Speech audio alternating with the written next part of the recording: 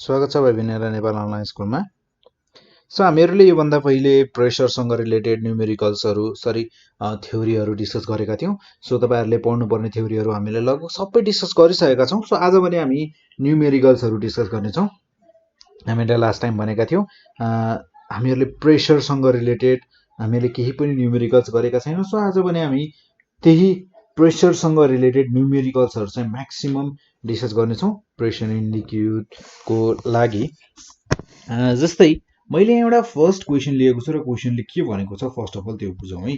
न्युमेरिकलमा हामीहरूले जहिले पनि फर्स्ट अफ अल त न्युमेरिकलले हामीहरूको त्यो न्युमेरिकल क्वेसनले चाहिँ हामीलाई चाहिँ के भन्न खोजेको छ, हामीहरूलाई के दिएको छ र हामीहरूलाई के चाहिँ निकाल भन्छ त त्यो क्वेसनले, हामीहरूले त्यो कुरा चाहिँ बुझ्नुपर्ने हुन्छ।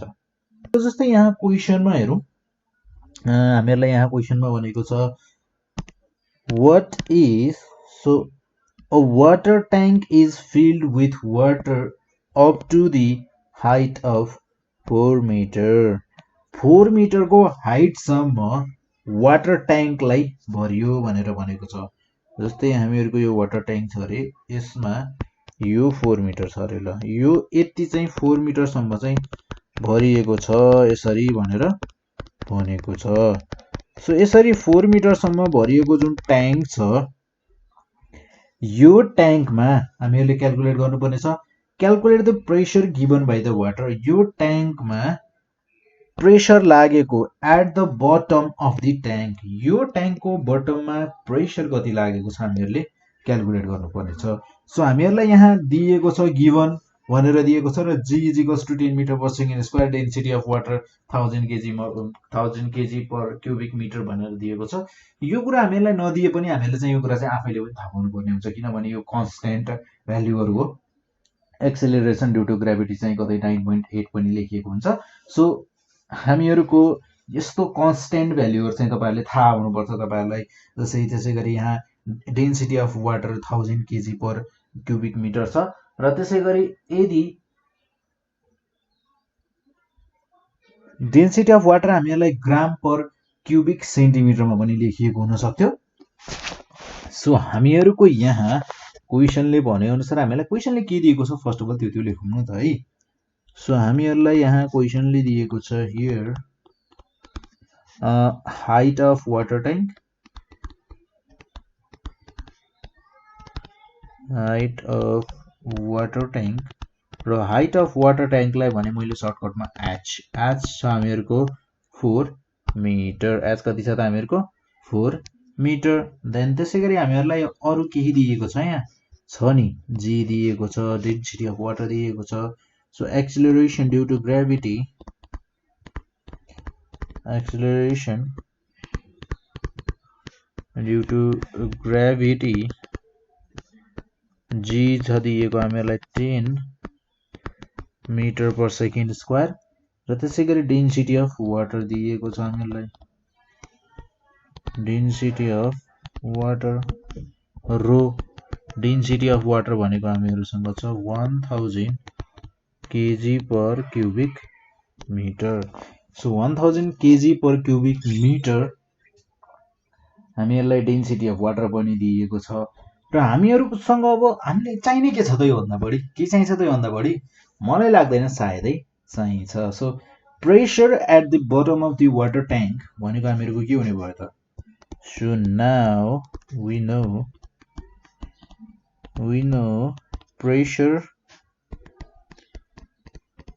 pressure at the bottom of the tank,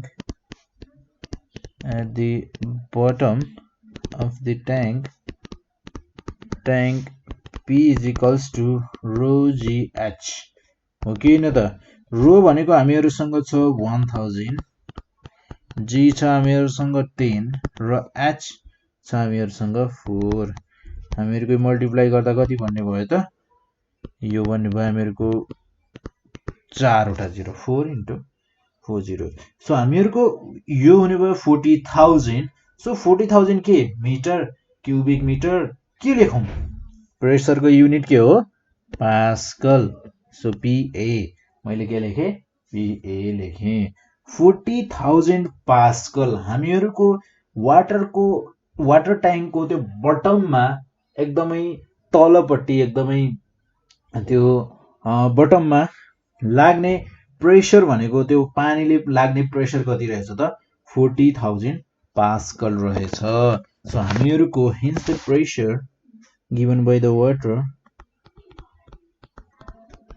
hence the pressure given by the water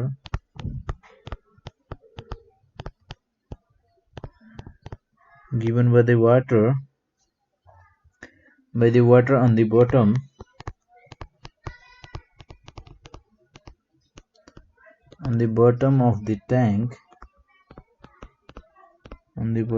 tank is 40,000 pascal. कति 40,000 पास्कल 40,000 पास्कल प्रेसर लाग्दो रहेछ बटम अफ द ट्याङ्कमा। सो हामीहरुको यसै गरी यस्तै टाइपको एउटा अर्को क्वेशन हेरौँ है। जस्तै क्वेशनले हामीहरुलाई भनेको छ यहाँ क्वेशन नम्बर 2, यो क्वेशनलाई चाहिँ हामी यहाँ बुझ्ने कोसिस गर्नेछौँ। So a tube is filled, so हामीहरुको यो क्वेशन भन्दा रुक्नु, क्वेशनले भनेको छ मलाई यहाँ a container, so a container is filled with liquid. हामीहरुलाई यहाँ लिक्विड भनेर भनेको छ, वाटर हो कि के हो कि अरु के लिक्विड हो कि हामीहरुलाई के हो भन्ने कुरा थाहा नै छैन। सो हामीहरुलाई यो थाहा छैन भने लिक्विड कुन लिक्विड हो थाहा छैन भने अब हामीहरुलाई के भन्छ क्वेशनले, अगाडि बढौँ है। सो हामीहरुको the depth of the liquid, त्यो लिक्विडको डेप्थ भनेको लिक्विड इज 60 सेन्टिमिटर। डेप्थ कति छ अरे त 60 सेन्टिमिटर छ अरे। र if it is exerting a pressure, हामीहरुलाई यहाँ प्रेसर दिएको रहेछ, if it is एक्जर्टिङ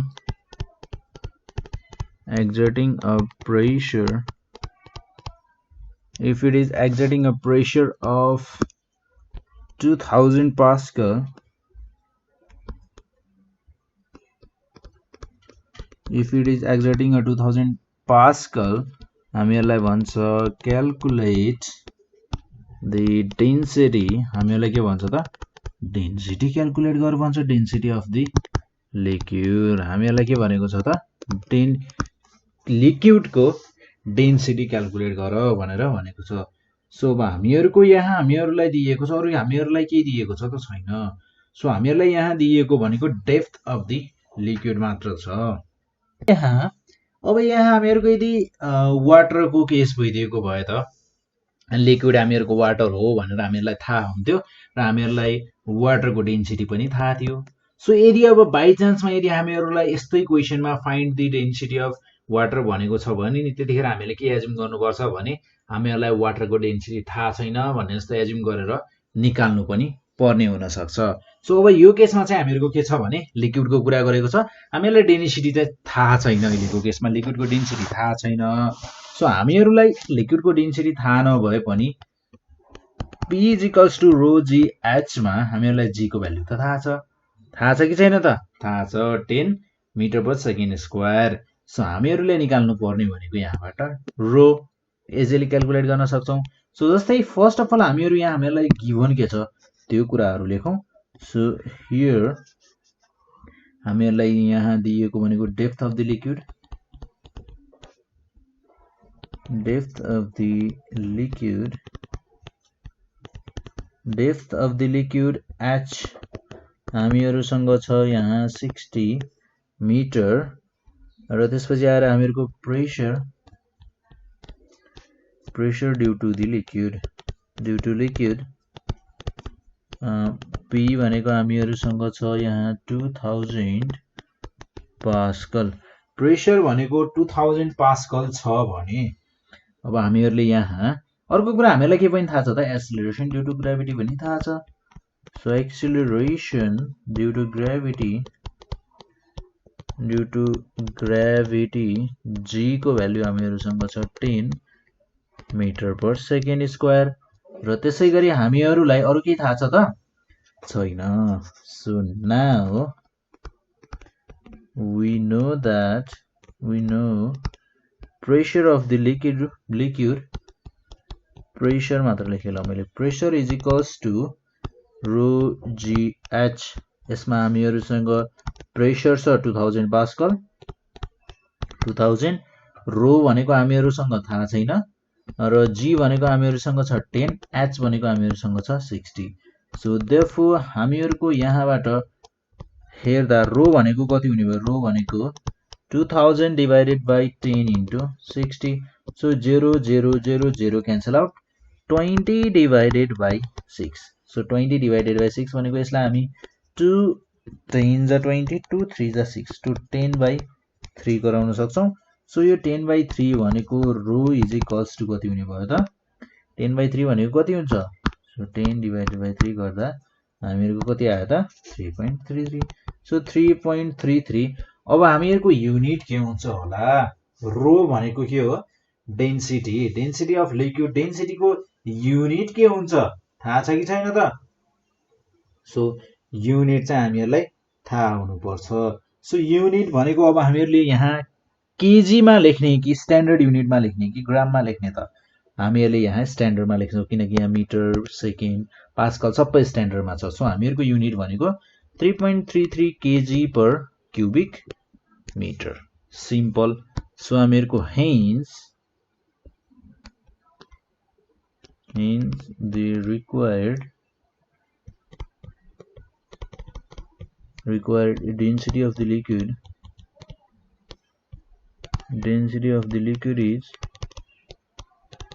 density of the liquid is 3.33 kg per cubic meter र त्यसैगरी हामीहरुको यहाँ एउटा अर्को क्वेशनलाई हेर्ने हो सो हेरौं न त है सो हामीहरुको यहाँ जस्तै एउटा अर्को क्वेशनलाई हेरौं र हामीहरुलाई यहाँ क्वेशनले भनेको छ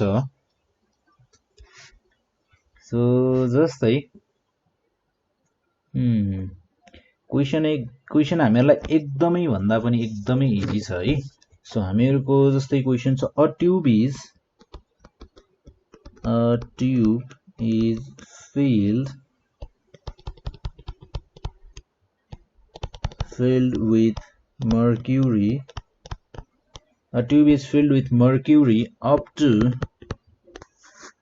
to the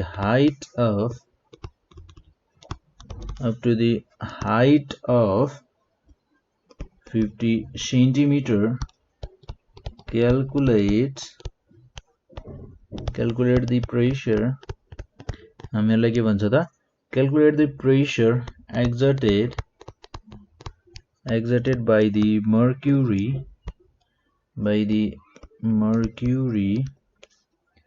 at the bottom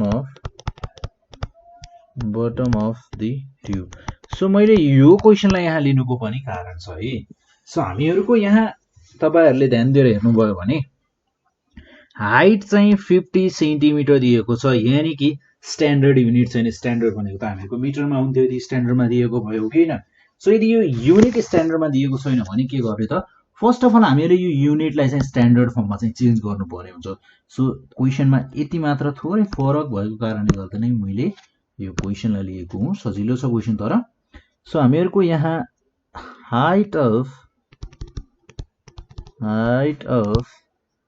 mercury h भनेको हामीहरुसँग छ यहाँ 50 सेन्टिमिटर भनेको 0.5 meter since 1 meter is equals to 100 centimeter 100 centimeter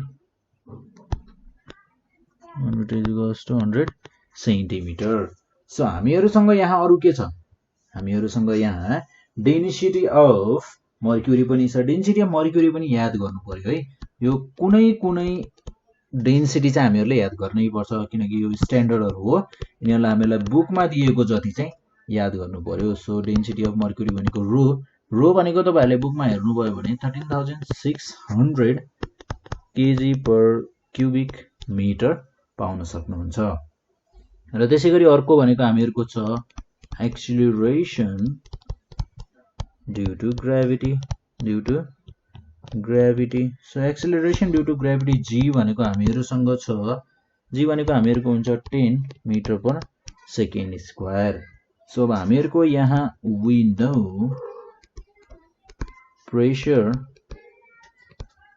we know pressure of mercury at the bottom of the tube is equals to rho gh जसमा हामीहरुको रो भनेको कति छ त 13600 into g 10 into h 0.5 so हामीहरुको यहाँ मल्टिप्लाई गर्दा कति हुन्छ हेरौं है सो 13600 into 10 into 0.5 सो यो हुने भयो हामीहरुको 68000 पास्कल हामीहरुको प्रेशर त्यो मर्क्युरीले गर्दा जुन हामीहरुको मर्क्युरीको हाइट 50 सेन्टिमिटर सम्म राखिएको हाइटमा मर्क्युरी छ एउटा ट्युबमा सो त्यो ट्युबको बटममा लाग्ने प्रेशर त्यो मर्क्युरीले गर्दा कति रहेछ त 68000 पास्कल रहेछ सो hence the pressure